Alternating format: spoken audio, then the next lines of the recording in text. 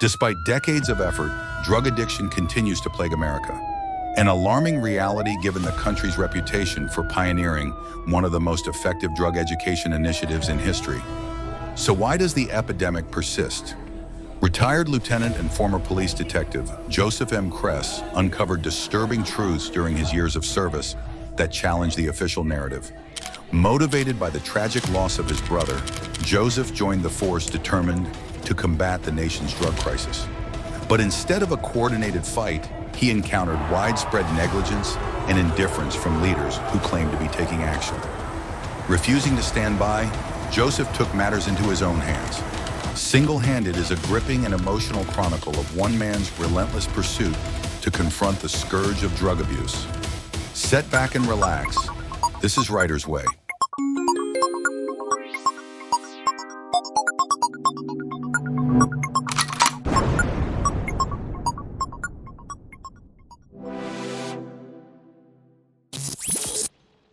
Welcome to Writer's Way podcast, the podcast where we step into the enchanting world of authors as we delve into their unique writing journeys and the captivating tales behind their stories.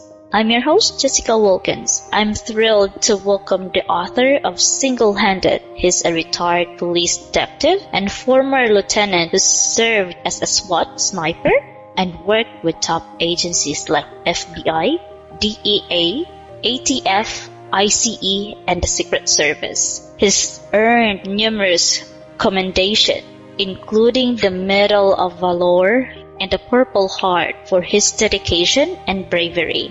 Inspired by the tragic loss of his brother, he devoted his life to justice and now shares his incredible journey through his writing. Let's give a warm welcome to Joseph Kress. Welcome to the show, Joseph. Nice to speak with you, Jessica. Okay, now Joseph, let's start from the beginning. Can you tell us how you first got started in law enforcement? Well, I actually got involved in law enforcement in a very different way. My older brother got married on Valentine's Day in a candlelight ceremony at St. Peter's Cathedral here in Erie, Pennsylvania. And that Valentine's Day, that wedding was one of the most beautiful weddings I've ever been to. And they were going to go to Hawaii for their honeymoon. But on that particular day, a tremendous fog moved into the whole eastern half of the country, and nothing flew out of Erie, Buffalo, Pittsburgh, Cleveland, Chicago. They were stuck in Erie. For 3 days, they could not fly out. So they changed their plans, and they went to take a car. They drove to Washington, then they went to Florida, and unknown to us, they went to the Mardi Gras in New Orleans.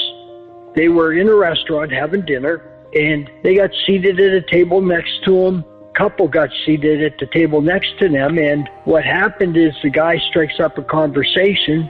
Oh, are you here for the Mardi Gras? No, actually, we're here for our honeymoon. We got married on Valentine's Day. And the guy says, waitress, get them a glass of wine on us. They just got married on Valentine's Day. Well, my older brother and his wife talked to this couple during dinner, and at the end of dinner, they thanked them, and they got up and they went down through the French Quarter. It's Mardi Gras. Everybody's partying, and they walk into a tavern, and a few minutes later, in walks this couple. Oh, Greg, Janet, bartender, they just got married on Valentine's Day. Get them a glass of wine on us.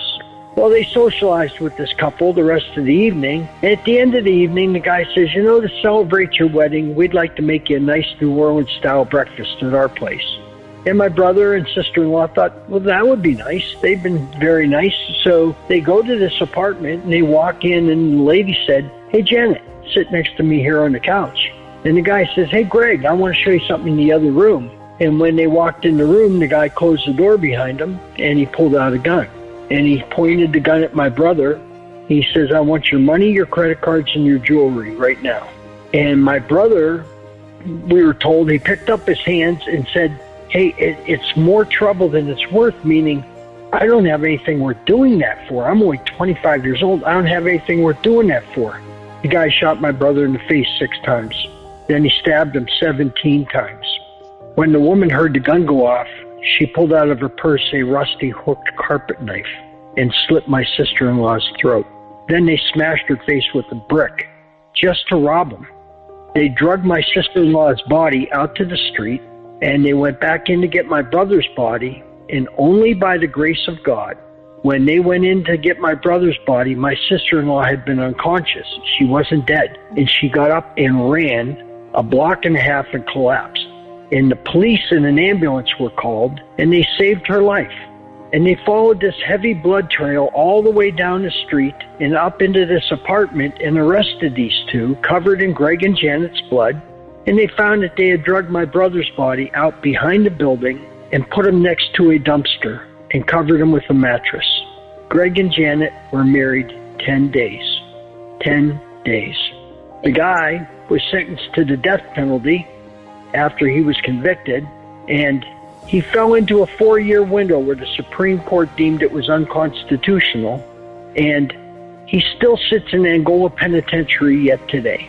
And every Valentine's Day, I call Angola Penitentiary, and all the deputy wardens know me, and they say, yeah, Lieutenant Kress, he's right in his little cage where he belongs.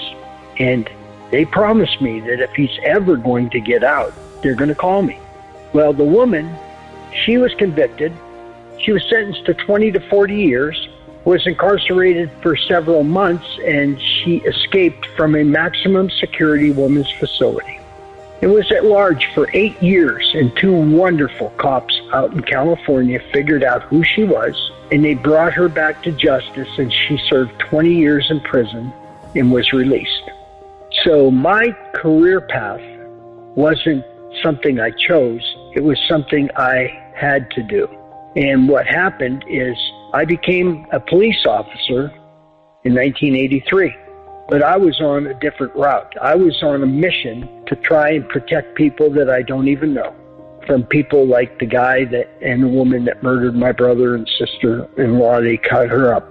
So I actually became a cop on a mission, and my number one focus was after people who were violent offenders or drug traffickers. And I wasn't out to write traffic tickets or parking tickets or, stand there and scold somebody for turning on the wrong, turning on a street where it's no right turn only. So my number one focus was to try and stop violent offenders. And I know that you're not going to believe this, but I'm going to tell you anyhow. My sister-in-law lived as a recluse, terrified of coming out of her own home for years. But she finally met someone, she remarried, and she has a daughter that was born on Valentine's Day. The day my brother and she got married. And when I got engaged, I told my wife-to-be, I said, look, I can barter on anything. The only thing I will not barter on is I'm naming my firstborn son Greg after my brother. No problem. We got married. 3 years later, we had our first child. It was a boy, and we named him Greg. And he was born on Valentine's Day. Valentine's Day is one of the memorious date you could ever pick, and I guess it's a way of saying that your brother still lived with us. That's how he put his firm soul that he's there, he's always there. Such momentous date it is, the Valentine's Day. Well, I tell people that story, and they look at me like, no, that's not true. But every word is true. And in my book that I wrote single-handed, everything up to page 113 in my book is true. Every word. I had a great career in law enforcement. I had a career that I was constantly in the middle of stuff. When I became a SWAT officer, I was a sniper on the SWAT team for 10 years. And my number one focus, like I said, was drug traffickers and violent offenders. And I got the nickname on the SWAT team as the Tasmanian Devil because I was going at a pretty hectic pace. But I enjoyed being in law enforcement. It was dangerous. Fortunately, I wrestled in high school. I coached wrestling for 14 years. And back in the day, I could handle my business. But I was very blessed. I survived 26 years of law enforcement, and that's not really an easy thing to do anymore. Yes, indeed, sir.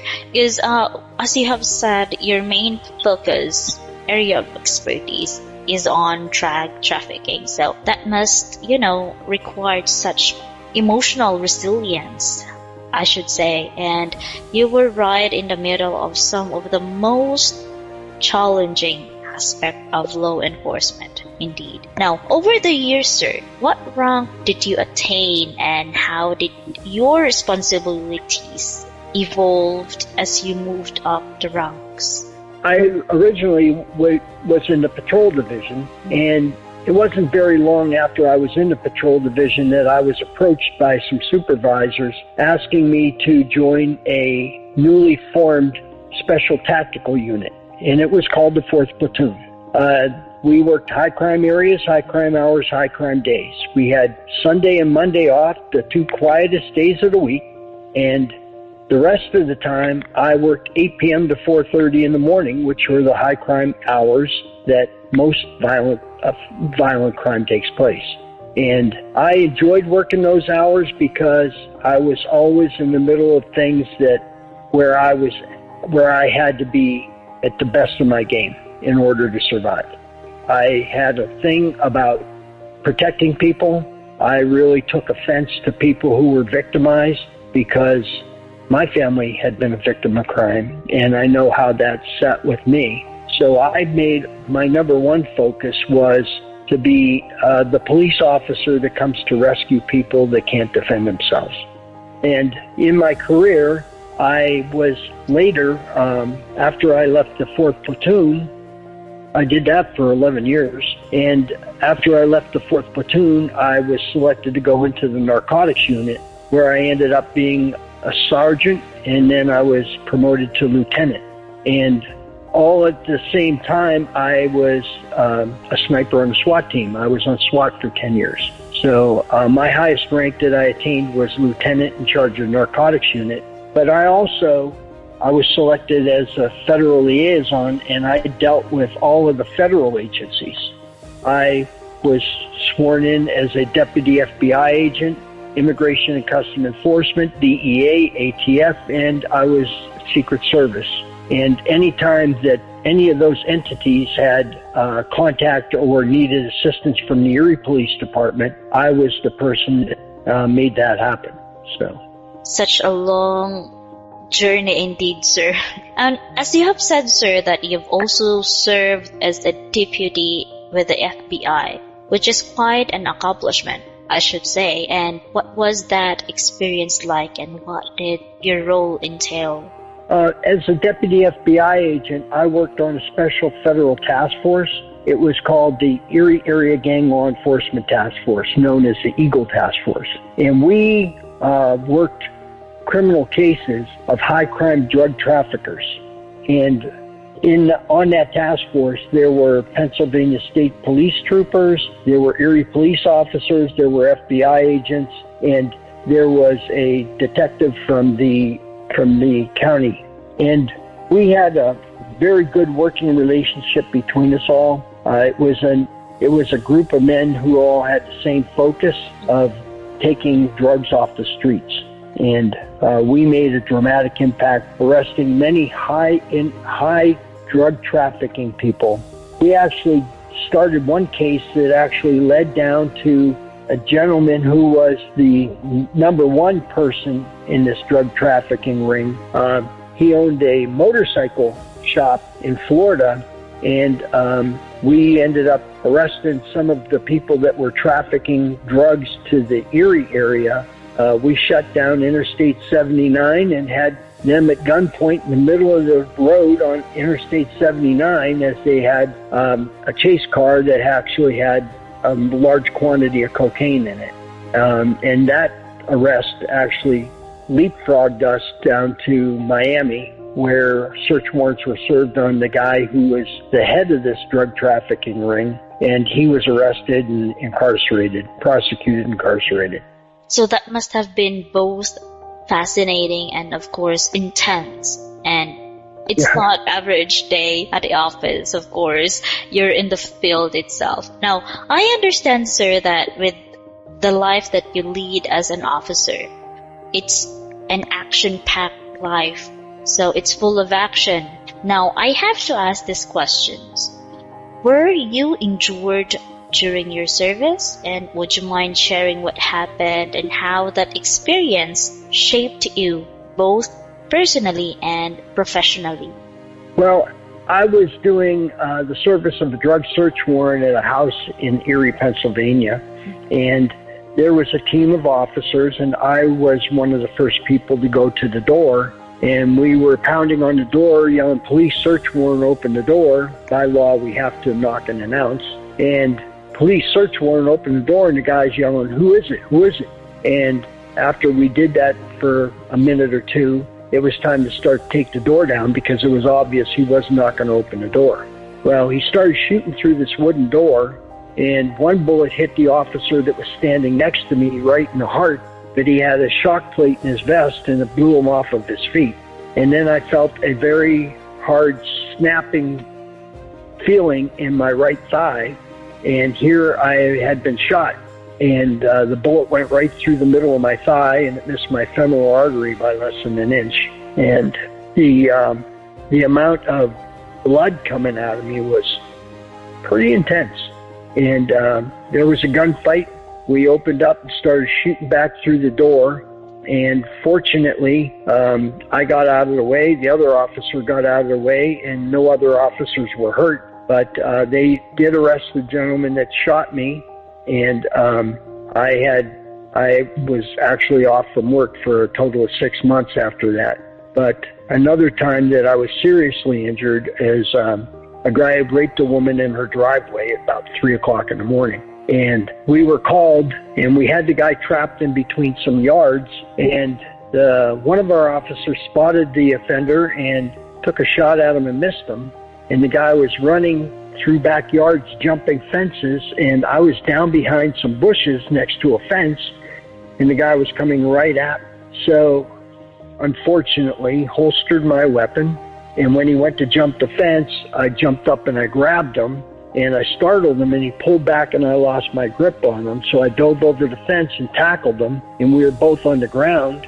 I had him by both legs, and he got 1 foot free and started kicking me on top of my head, driving my head down into my neck. And he damaged 6 of the 7 vertebrae in my neck. But when he did that, I thought about what my mother said. She said, "Joey, it's better to give than to receive." So I crawled up his body, and you know those nice 5D cell Maglite flashlights the cops carry? They double as a sleeping pill. And after I hit him in the head a couple times, he went to sleep. But I ended up with a severe injury. I continued to work in pain for years, and then the stenosis that grew inside my vertebrae started crushing my spinal cord. And I started getting these electric lightning bolts down my neck and out my arms. It felt like I could throw fire out of my hands. And they had to operate on me, and they cut 4 vertebrae out of my neck, and they reamed out the stenosis that was crushing my spinal cord. And they put it back in with 10 titanium screws and a titanium plate. And that was basically the end of my career. I couldn't continue to work with being so close to being paralyzed like that. That's such incredible story, sir, and it really highlights the sacrifices that you've come with serving in the front lines. I salute you on that, sir. So you've achieved so much throughout your career. Your commendations to special assignments, and looking back, what do you consider your greatest accomplishment? I arrested 9 people for murder. I have captured 391 on America's Most Wanted. But I think my greatest accomplishment was I was working, when I was in patrol, I was working 1/3 shift, and about 2 o'clock in the morning, we heard Sergeant Jim Mack, who was the supervisor on the detail, heard him say that there was a fire on West 18th Street. I was working with Officer Bonnie Kramer, and we got to that location, and Sergeant Mack, Bonnie Kramer, and myself went into this apartment building. It was an apartment building where there were like 18 residents living in this building, and the place was on fire, and we actually got everyone out. I think there's 15 or 16 people in this housing unit. We got them all out safely, and the building was on fire and filled with smoke, and it was really something. For days, I couldn't breathe. I had that heavy smoke in my throat and in my lungs, but that was, I think, one of my best accomplishments. Wow, that's admirable, sir. It is clear that your dedication has made a lasting impact to both you and yourself, and so also the person who you rescued. And for that, sir, let's talk about now for your book, Single-Handed. What inspired you to write it, and what message would you hope your readers take away from it? Well, I wrote the book as a tribute to my brother, Greg. My brother was probably one of the kindest, softest-hearted persons you'd ever meet in life.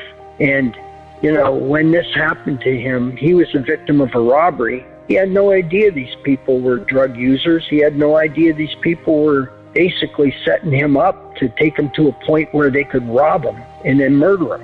And I wanted to write the book as a tribute to my brother.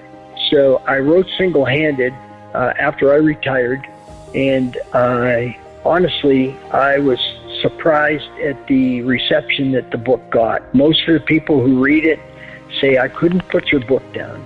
Well, that to me that really makes me feel good, that it was so interesting to them that they did not want to set the book down.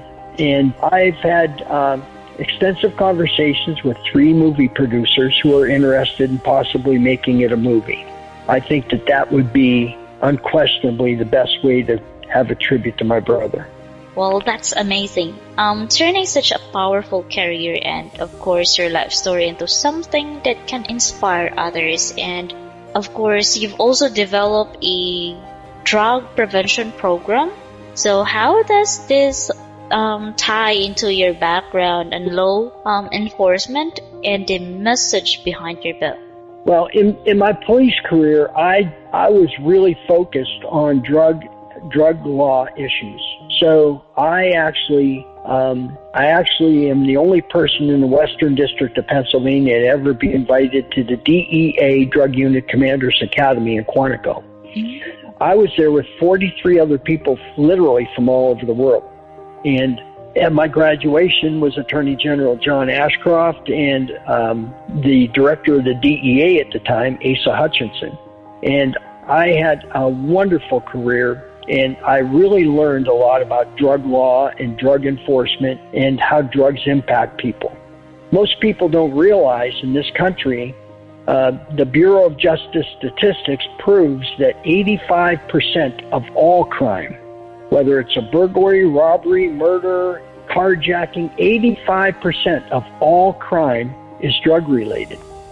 And we've been fighting this war on drugs since the early 1960s, and it's worse now than it's ever been. In 1999, the United States saw 18,000 people die of drug overdose in 1999. But in 2023, we had 111,000 people die of drug overdose. So what's been done is not working. The CDC in 2022 estimates that 31.4 million Americans use illegal drugs.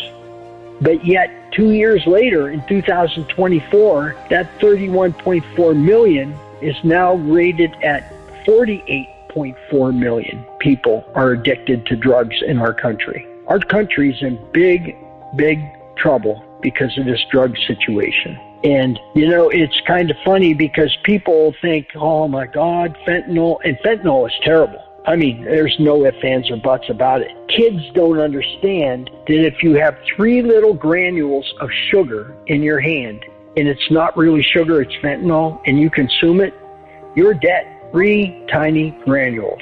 It's that powerful. But there's a new drug in town that most Americans don't even know about yet. And that new drug, it's called nitazene. Nitazene is only 43 times more powerful than fentanyl. And it's only 250 times more powerful than heroin. And people are going to start dropping dead like you can't imagine. And I developed a drug and alcohol awareness program for middle and high school kids. If you go to my website, www.drugawarenessusa.com, at the bottom of the right-hand column is a 4-minute video where principals, school resource officers, teachers, counselors, and students themselves all say the same thing. They are wowed at what they learned in this drug and alcohol class that I've prepared. And unfortunately, a lot of school administrators don't feel it's their problem to instruct kids about the dangers of drug prevention. Last summer, I sent 50 letters to 50 superintendents of schools in the Cleveland, Ohio area, just asking for a meeting to show them a program that works. How many responses do you think I got out of 50? I guess I would say half of it or more. I got one response, 1 out of 50. And that response was, no, thank you. Yeah. Oh, my God. Yeah. I mean, that's the way I look at it, too. Oh, my God. Because there is no time in a kid's life, and it all starts in 6th grade, when kids are 12 years old, that is the only time from 6th grade through 12th grade that we have an opportunity of teaching our kids the dangers of drug and alcohol addiction. That's the only time. And it starts with the beer. You know, I have interviewed hundreds of people that were drug addicted. And I never spoke to one that said, you know, I don't smoke, I don't drink, I don't do drugs, but today for some reason I thought I'm going to get some crack cocaine, I'm going to go and smoke crack. It doesn't work like that. It starts with one beer. And when Johnny's dad is out of town for the week and he knows he can sneak into his dad's refrigerator and get a beer, and one beer leads to another beer, and then he's got a little buzz going on because he's got a little beer buzz going on. Next thing you know, those parties start to be a little more frequent, and by the time they're in high school, they go to beer parties every couple weeks. And one of those parties, somebody pulls out a little ecstasy pill and says, hey, you got to try this. This is really good. You'll love it. And now they're on a bus and they're not driving. And it happens just that easy. When the ability to say no is diminished, they stand back and they try something that they think is okay. In Philadelphia last summer, they actually seized a ton of drugs off the street. And 90% of the drugs that were seized off the street contained fentanyl. Whether it was an Adderall pill, an Oxycontin pill, a Dilaudid, whether it was a hydrocodone, whether it was an ecstasy, no matter what it was, 90% of them contained fentanyl. And kids don't have a clue that this is happening. The number one killer from 15-year-olds to 32-year-olds, the number one killer in this country is drug overdose. But yet, 50 superintendents of schools never even bothered, only 1 out of 50 even bothered to reply. Therein lies the problem. That's why we have a drug addiction problem in this country. Because the people who have the opportunity of making it happen so these kids learn how dangerous drugs and alcohol can destroy their life, they don't care. They don't even look at it to see if it's something that they feel they should be putting into their schools. So I feel like I'm swimming up Niagara Falls, and I feel like this drug and alcohol issue, this drug issue is not going to be solved unless somebody forces school administrators to put the program in there that actually works. Now, the DARE program, I should preface by saying the DARE program was put together by a bunch of good-meaning businessmen, and it got the big stamp of approval by Columbia University. And in 2002, after $30 billion were invested of taxpayer money on the DARE program, the Government Accounting Office sent Senator Dick Durbin a letter in 2002. And it said that after extensive studies of the DARE program, they found that there is no significant difference from students who had gone through DARE and those who didn't. It was because it was garbage before it started. I have been qualified 85 times in federal and state court as an expert in the field of drugs. That's why I developed this drug and alcohol program for middle and high school kids. It's sad because I've seen the results. I have a binder with over 200 letters from teachers, counselors, superintendents, school counselors, and resource officers, and students themselves that all say the same thing. Wow, your program is amazing. If you go on my website, drugawarenessusa.com, at the bottom of the right-hand column and watch that video, you'll see a school resource officer say that after Lieutenant Kress's program, a young lady came up to me and handed me 7 or 8 marijuana pipes and a bag of marijuana, trusting that I wouldn't arrest her. And I spoke to her recently, and she's still drug-free. My program works. But the problem is, I'm just a little guy with a voice that nobody cares about. And our kids are dying. And when this happens, it happens every single day. I'm going to give you an analogy that is so spot on, it's ridiculous.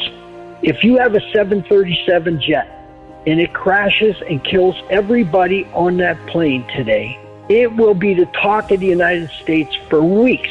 Well, let's say a jet crashes today, and then tomorrow another jet crashes and kills 300 people, and then the next day another jet crashes and kills 300 people. The government will shut down every 737, and they won't be able to fly until they figure out what the heck is going on. So every single day in the United States, over 300 people in the United States die of drug overdose every single day. And nobody gives a damn. It is sad because I have a program. I did 106 live presentations throughout Erie County and in Ohio. I have a program that absolutely captures the emotions of these kids. And when they're done watching my program, when they're done going through my program, the last thing they want to do is put a pill in their mouth. The last thing they want to do is get drugs. They don't know now that the cartels in Mexico are liquefying fentanyl, and then they're soaking marijuana in it, so that when you smoke marijuana, you're also ingesting fentanyl. They have no idea that that's happening. So that's why I wrote the book single-handed, because a lot of it is frustration from not being able to have people pay attention to where the problem can be solved. And it's unfortunate because a lot of people are dying. Today, as you and I are speaking, today, 300 people will die of drug overdose. That's not a geez, how do you know? It's an absolute fact. 300 people will die today of overdose. You know what, Mr. Kress, it's very inspiring to see you using your experience to educate and help others through your website, of course, and through all your presentations. I salute you for doing that and keeping the noble act of spreading awareness to everyone. Now, prevention really does start with the awareness, and with that awareness, it helps us to spread the word and, minimize, if we can, if they truly understand the meaning of what you are saying or what they have learned through the website and through us, through to your presentations. And as we speak, as of now, I was enlightened by your words of it. In your expert opinion, sir, do you think our country is in trouble because of drug addiction? Our country is in terrible trouble, and the reason that I say that is because the FBI statistics showing that over 80% of all crime is drug related. Well, unless we minimize this demand for drugs by our kids that are in school, unless we teach them how dangerous this drug situation is and how it's going to lead them to a life of either A, going to prison, or B, living homelessly on a sidewalk, doing drugs, shooting heroin, or smoking meth, or the other option is dying, unless they learn that those are their options in life if they want to go down the road of drug addiction, it's going to continue, and it's going to continue to get worse. And now, let's say for the sake of discussion, you have a son, and your son is in high school, and you call your son, and you know that your son doesn't do anything involved in drugs, He's a good kid. He doesn't get involved. He doesn't hang out with people that are drug users. And guess what? You need a gallon of milk. Hey, Johnny, on your way home from school, I need you to pick up a gallon of milk because we're out of milk. No problem, Mom. I'll get it when I get to the convenience store down the street. He walks in, goes to the cooler, picks up a gallon of milk, and as he's walking up to the cash register, in walks a meth addict with a gun, and he knows you don't leave witnesses. Now, that guy's drug addiction has destroyed your family, and that's happening every single day. Every day. 365 days a year, people are victimized by somebody who's drug addicted, trying to get more money to go and get more drugs. And it happens every day. But yet, we have a society where a lot of our educators who have the golden opportunity of putting a drug program in front of kids to teach them, hey, this is not the road you want to go down. Instead, they just look the other way. Our country's in big trouble unless they change some things as far as our education system is concerned, because obviously are not working. You don't have to be a rocket scientist. You don't have to be Albert Einstein to look at the statistics and say, hey, all these drug programs that they do have in schools now, guess what? They're not working. And the statistics prove that. And then on top of all of this, if you reduce the amount of people using drugs, you're going to reduce the amount of crime. So to reduce the amount of crime, guess what? You don't have to pay as much in taxes because we don't have to prosecute them. We don't have to house them in a prison. We don't have to feed them. We don't have to incarcerate them. We don't have to provide medical care for a person that's in jail, because if they're not doing the crimes, because they're not using drugs, it's going to save us tax money. I know it sounds way too good to be true, but it's a fact.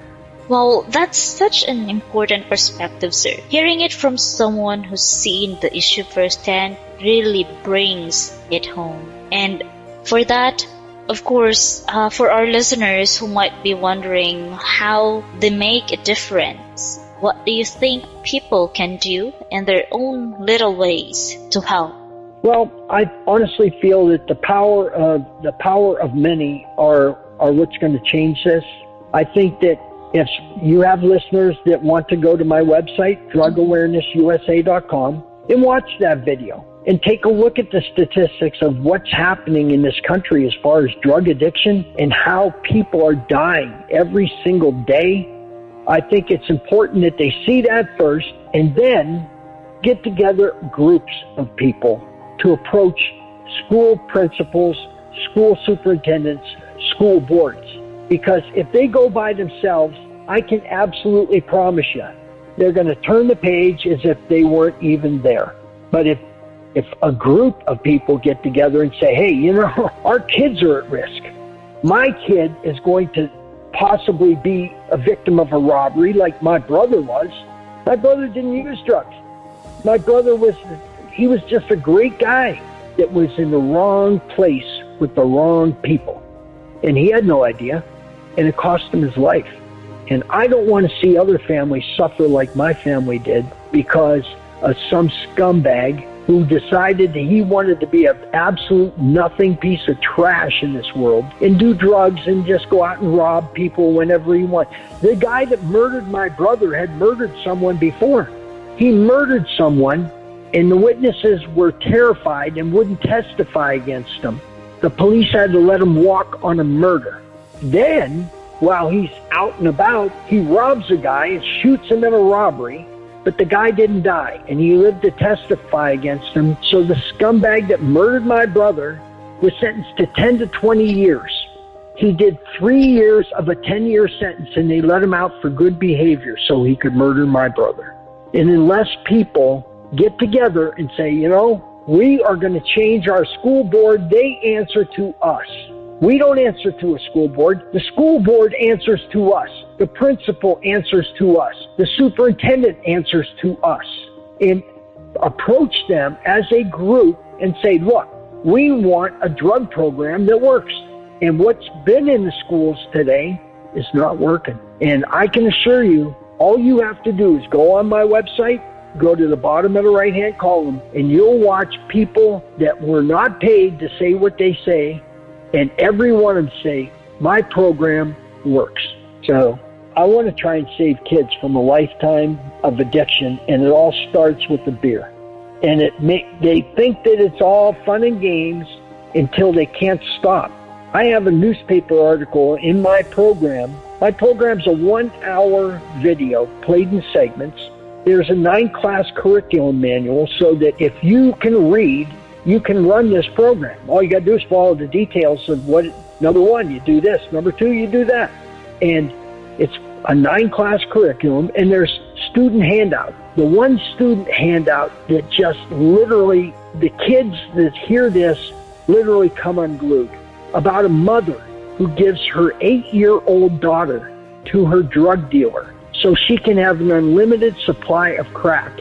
And he uses that little 8-year-old to have sex with.